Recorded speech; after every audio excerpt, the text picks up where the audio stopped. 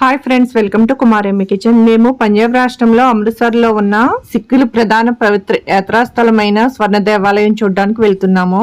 అమృత సరోవర్ అనే పవిత్రమైన సరస్సు మధ్యలో గోల్డెన్ టెంపుల్ ఉంటుంది.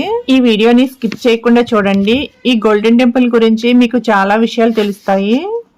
మేముండే హోటల్ నుండి 1/2 కిలోమీటర్ దూరం ఉంటుంది అన్నారు. నడుచుకుంటే వెళ్తున్నాము.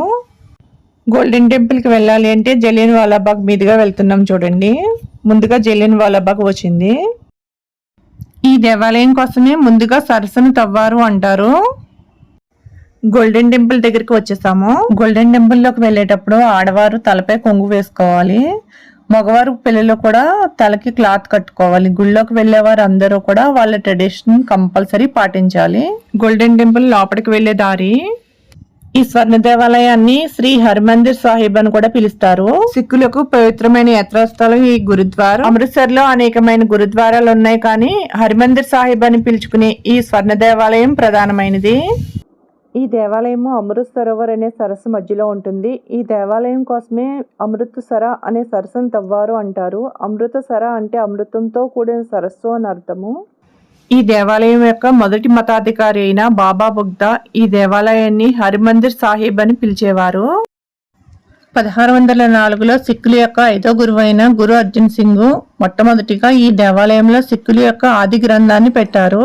సిక్కుల యొక్క మత గ్రంథాన్ని పఠనం చేస్తున్నారు. చూడండి, గుడి లోపలికి వెళ్లే దారి, లోపల పరిసరాలన్నీ కూడా లాస్ట్ లో చూపిస్తాను.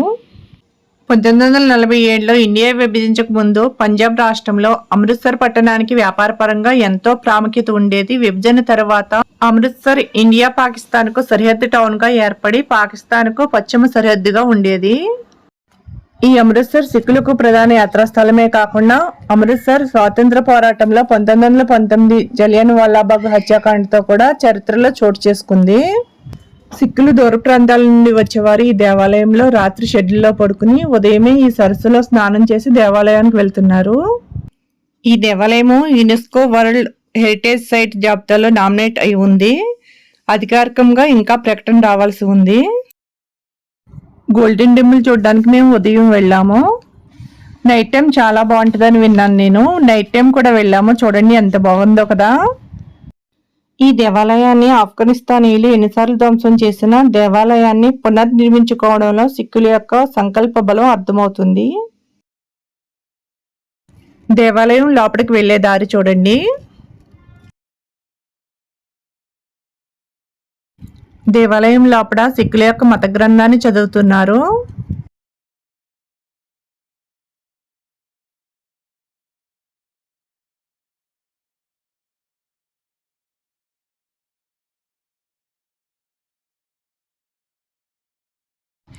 ఎన్నో ఏళ్లనాటి చెట్టు చూడండి. వాళ్ళ ట్రెడిషన్ వస్త్రధారణ. మీకు ఈ వీడియో నచ్చినట్లయితే ఒక లైక్ కొట్టండి, మీ ఫ్రెండ్స్కి షేర్ చేయండి.